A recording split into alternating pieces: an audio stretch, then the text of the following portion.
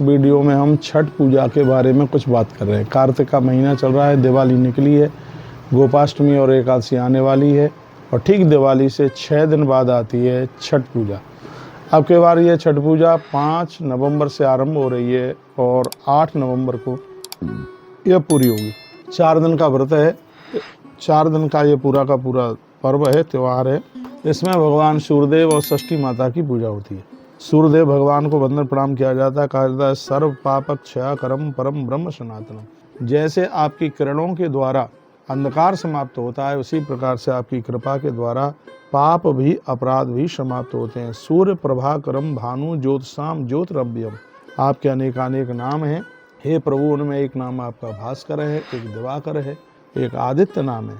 इन नामों के द्वारा भगवान आपको जाना जाता है, माना जाता है, पूजा जाता है। आइए मैं इस व्रत के ऊपर थोड़ी सी दृष्टि डालूं।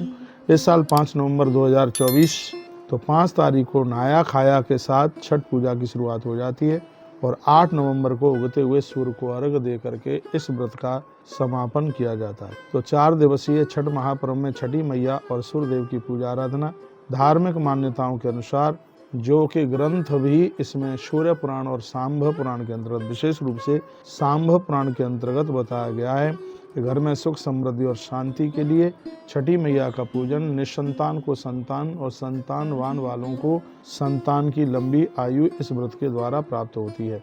छठी मैया को धरती की रचना करने वाली तिथि बताया गया है और इसको सूर्य भगवान की खास बहन भी बताया गया। छठी मैया को माता का स्वरूप माना गया, जो संतान की रक्षा करने में, घर को समृद्ध करने में बहुत आगे।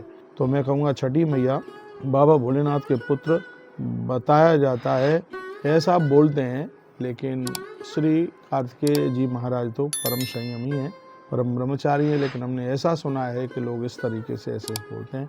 ये कहूँगा छठी मैया का पूजन करने से वैभव सुख समृद्धि आरोग्यता और संतान सुख की प्राप्ति होती है। इसमें कोई संशय वाली बात नहीं है। आइए थोड़ा सा हम समझ लें। पहला दिन नहाया खाया।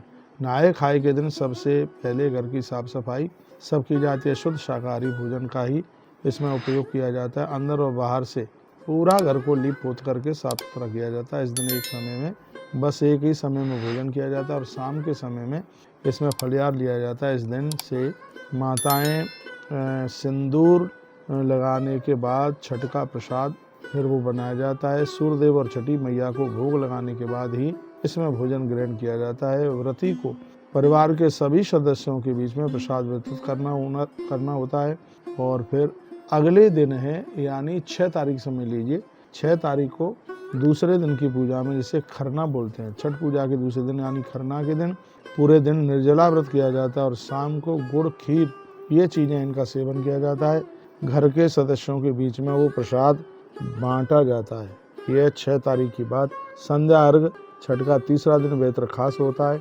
इस दिन कार्तिक शुक्ल पक्ष की छठवीं होती है और इस दिन विधि विधान से छठ की पूजा की जाती है। शाम को सूर्यदेव भगवान को अर्घ दिया जाता है, पूजन किया जाता है। बांस के टोकरे में चावल के लड़ुआ इत्यादि को रखा जाता है और पूजा से सूप को सजाया जाता है। बताते हैं छठी मैया की पूजा की जाती है। रात में छठी माता के गीत गाए जाते हैं और व्रत कथा सुनी जाती है। दिन भर निराहार और निर्जला व्रत रखा जाता है। ये सुन लीजिए। फिर कब लिया जाता है, खाना पीना कब होता है? कहा जाता है कि जब उसके भी अगले दिन यानी 8 नवंबर को सूर्य उदिता के समय पर, यानी छठ के तीसरे दिन, नदी के घाट पर या सरोवरों के किनारे, यदि वो भी नहीं है तो बाहर कुआं इत्यादि जो भी कुछ है, पहुंचकर उगते हुए सूर्य को अर्घ्य दिया जाता है। पूजा के बाद व्रत करने वाले गौ माता के कच्चे दूध के द्वारा थोड़ा सा प्रसाद लेकर के अपने व्रत को खोलते हैं। इस तरह से छठी पर्व मनाया जाता है, जिसमें विशेष रूप से छठी मैया की पूजा और सूर्य नारायण भगवान की पूजा ही होती है। उन्हीं को वंदन प्रणाम किया जाता है। हिरण्यवाहम जडला ओमकाराख्यम प्रचेतसाम ब्रूहि में देव देवेशः विवाहम परमेष्टिनम। इसमें कहा जाता है कि हमारे बच्चों के विवाह के लिए, बच्चों की लंबी आयु के लिए और घर में सुख समृद्धि के लिए ही यह व्रत किया जाता है। व्रतों में यह बहुत बड़ा व्रत है। बिहार, झारखंड और उधर पश्चिम बंगाल के क्षेत्र में इस व्रत की बहुत बड़ी महिमा है। मैं तो संदेश ये देना चाहूँगा कि यह व्रत पूरे ही देश में होना चाहिए, क्योंकि जिस व्रत की महिमा ग्रंथों में गाई गई हो तो वह व्रत अपने आप में बहुत अद्भुत है। इसलिए जो व्रत की मैंने आपको चर्चा की है, छठी व्रत, छठी पर्व बहुत है अद्भुतस्य या तपसा दह्यमानम चराचरम। वर्णन किया गया कि तप के द्वारा तो ये धरती टिकी हुई है, तप के द्वारा। कहा जाता है ब्रह्मणो वचनम श्रुत्वा सहस्राक्षम सचीपते, और स्वयं देखो सचीपते नाम इंद्र का है, देवराज इंद्र भी इस देव को वंदन प्रणाम करते हैं, सूर्य नारायण को, सूर्य देव को। सूर्य देवता अद्भुत देव है, हनुमंत लाल जी के गुरु जी हैं।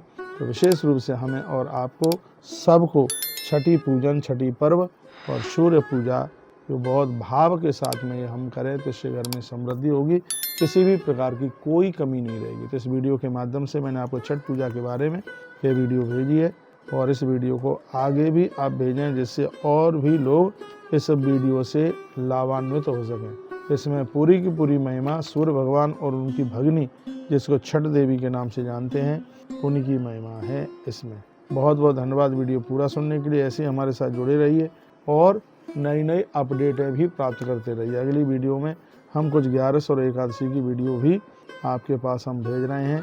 तो मैं फिर निवेदन आपको करना चाहूँगा कि इस व्रत को करते हुए और अपने जीवन को आनंदोत्मग्न कीजिए। जीवन में आनंद हो जाएगा, बहुत आनंद हो जाएगा। इन्हीं शब्दों के साथ जय श्री कृष्ण, जय श्री राम, जय गौ माता, जय राधे।